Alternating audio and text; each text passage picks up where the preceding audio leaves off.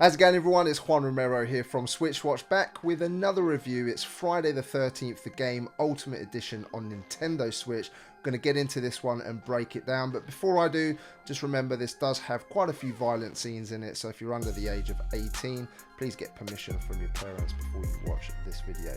Let's get into it and check out whether it's worth your time and investment. Whoa, did you just hear that? Sounded like screaming. If you love horror, then Friday the 13th is a staple of the horror genre. I've seen them all, and when this was announced for Nintendo Switch, I was more than a little excited. I'd heard of it on other consoles, but due to my backlog and this channel, I'd never gotten around to trying it, so now was the time to put that right. Being able to play as various versions of Jason certainly appealed to me. For those of you that are new to the franchise, this is a survival horror game with a twist. You see, up to 7 players can play as counselors, while the others get to play as Jason. More on that in a second. But I want to start this review out with the added DLC, which has been added over the last couple of years, so that those of you who don't want to play multiplayer or don't have access to Nintendo's online, well, there's something here for you too, in the form of 10 challenges, each with unique objectives to complete. There's also a mode where you can add bots to the game and a virtual cabin mode. In terms of gameplay, the game is played from a third-person perspective. You either control Jason or one of the counselors. More on that in a second, as that pertains mostly to multiplayer. If we concentrate on single player, there are a number of challenges here, up to 10, which I had a lot of fun playing, as I could play the game and learn about Jason's abilities, how he can kill, before jumping in to that multiplayer experience. It also ran a lot smoother than online, but more on that a little later.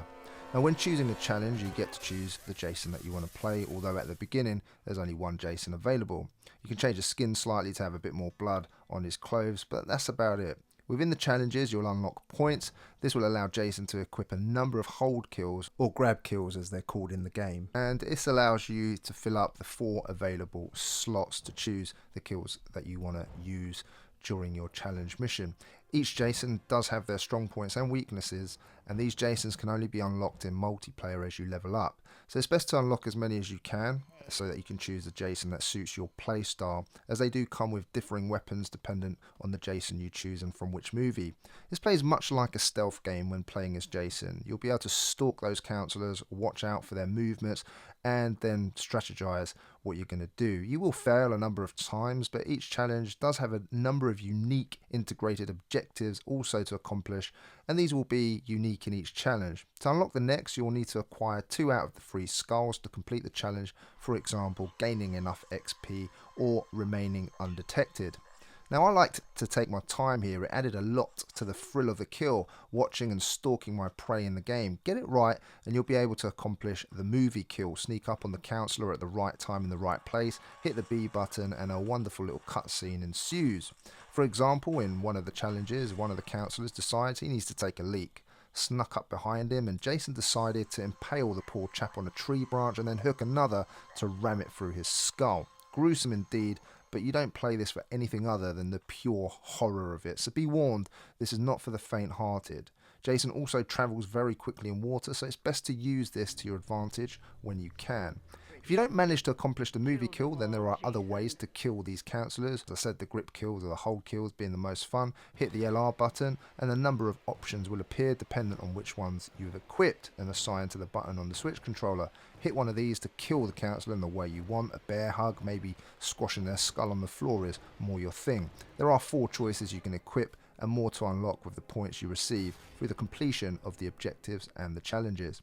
Jason also has abilities, which kind of justifies how he can be everywhere very quickly. It's the only thing that makes sense really. He can morph to certain parts of the map, shift short distances, sense so you can see the players through their noise and fear, and stalk so you can sneak up on victims, and there is rage mode to enhance Jason's abilities also.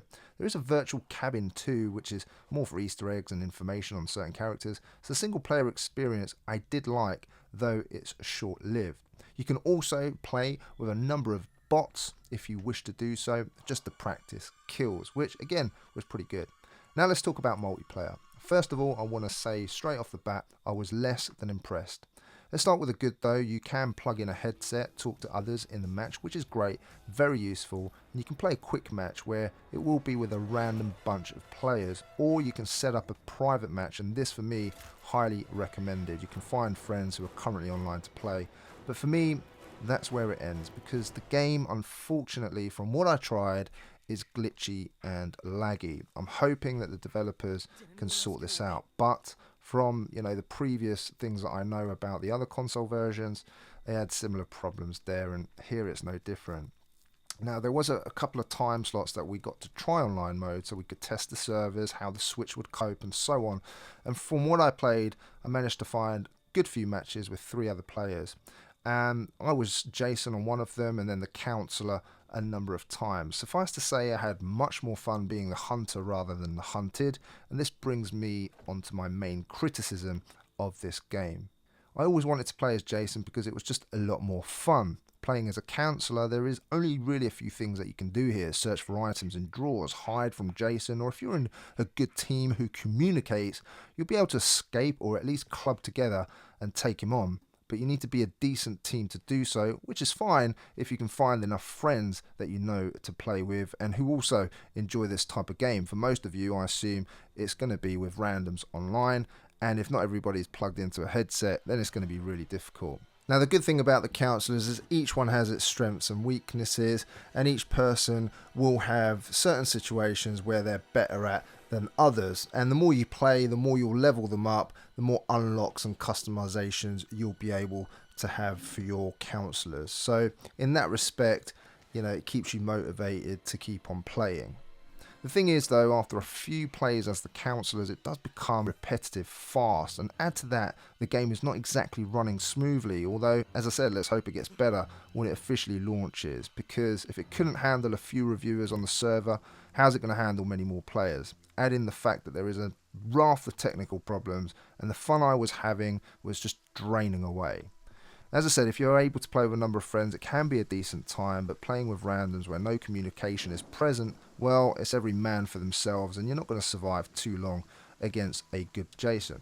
Now, there is some fun to be had, trying to get away, stalling Jason with traps, and even hiding to see if he can find you, but it's only really temporary, and after a few rounds you do become a little bit bored of doing the same thing over and over again. Much less the case, as I said, with playing with Jason. Some matches can also drag on for an eternity while Jason tries to find everybody, and you can't really move on until he finishes everybody off or everybody escapes. There is spectator mode, which makes things a little bit more bearable, but even so, waiting for a new match can be tedious.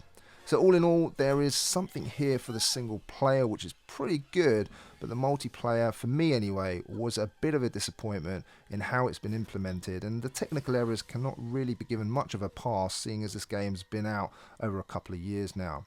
Now, audio here was top notch. However, again, technical problems do blight this from being almost perfect. From Jason's mother telling you that you need to kill everyone in a creepy ass voice, to the unsettling nature of the music in the background from those stringed instruments adding to that atmosphere. When it rains and thunders around Crystal Lake, you feel like you're transported back to those movies. Now, the reason it's so good is because Harry Manfredini composed the original soundtrack for the film and came back to do the same for the game, and boy does it show. It's fantastic in every sense and really was one of the highlights of this game. The voice work between the characters is also very good and something I very much enjoyed. But then it's all dragged down because the music distorts, crackles at times, which was such a shame. Just take a listen here to some of the crackles and pops.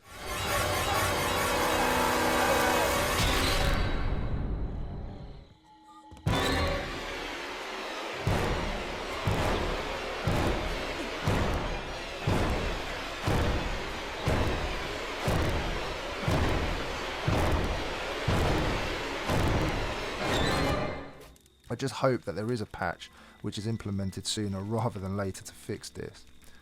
Now, the visuals and performance, here is where it gets a little bit tricky, because some parts of the game is just unforgivable. Unfortunately, cutscenes, they do look really cheap, and parts of the scenery pop up as the cutscene is in mid-flow. There were performance issues in many parts of the game, especially online, where the game chugs and almost stops altogether at times. It's just very buggy. Other times there seemed to be a bug present in the actual challenges. Sometimes no matter where I went on the map or what I did, the counsellors would detect me as Jason and I'd not be able to complete the challenge. I had to restart the game and that would overcome this, but that was rather annoying as it took me an age to complete challenge 2 as I just didn't realise what was going on there and why they were noticing me. I thought I was doing something wrong. Online the game fared pretty poorly. Although I didn't have much of a problem finding a match, the game did run, as I say, quite poor. My character would stop running sometimes, I'd get stuck in parts of the scenery and not able to move. Part of the scenery would load in front of you and all sorts of things were just going on. Now I do have a 100 meg line, so it's not a case of poor internet connection here either. Visual fidelity is not the best. I'd assume it looks better and on more powerful consoles, but I would not have been bothered had the game's performance been a little bit smoother without some of these present bugs. Now in terms of value, this is a much better package now than when it originally released, as there's more content for the single player, but it's still £35.99 or $39.99 for our friends in the US. You can probably buy this a lot cheaper on other consoles. It does come in a physical edition if you want it. As I say, it's a better package now for the single player, but the multiplayer still has a lot of issues. Friday the 13th, the game, is a game of two halves for me. The single player experience is something I thoroughly enjoyed. I enjoyed going through the challenges and I wasn't presented with half of the issues that I was on the online experience. As soon as you switch it to online, yes, there are plenty of options there for you, your friends, and for playing online with randoms if you so choose to. However, there are a number of technical issues that mar the experience, and overall the multiplayer game only lasts so long before it does become a little bit tedious and repetitive. I couldn't get away from the fact that it was just a lot more fun playing as Jason rather than one of the counsellors. It really does depend on what group of people you're playing this with. So overall then, for me, a 6.5 out of 10. I would wait for a sale on this one if possible rather than buying it right away, because I feel that a few improvements need to be made, at least in the form of a patch to improve some of those technical issues and the sound quality for sure. My name is Juan Romero. Hope you enjoyed this review, and if you did and you're a new watcher here, then why not consider subscribing to the channel for reviews like this one, gameplay videos and feature videos that we make from time to time. We do our very best to respond to all of your comments, so make sure you leave one if you want to let us know what you think about this video, this game, or whatever else gaming related. Enjoy your week. I'll see you again on the next one. Take care.